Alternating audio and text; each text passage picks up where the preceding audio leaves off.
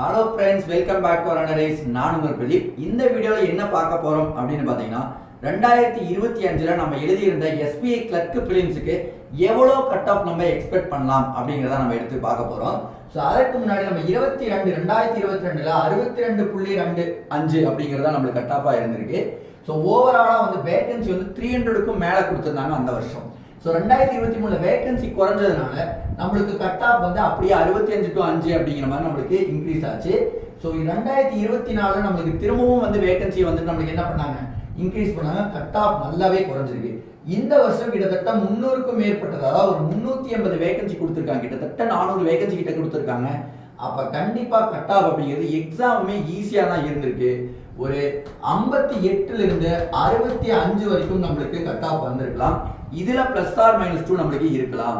So கண்டிப்பா வந்துட்டு இதுதான் கட் ஆஃப் இருக்கும் அப்படின்ட்டு எக்ஸ்பெக்ட் பண்ணலாம் நம்ம கண்டிப்பா. சரிங்களா, நாமினேஷன் முடிஞ்சு வந்ததுக்கு அப்புறமா நம்ம பார்ப்போம். ஸோ இதே மாதிரியான இன்னும் நிறைய யூஸ்ஃபுல் வீடியோஸ்க்கு நம்மளுடைய சேனலை மறக்காம சப்ஸ்கிரைப் பண்ணி வச்சுக்கோங்க. தேங்க்யூ.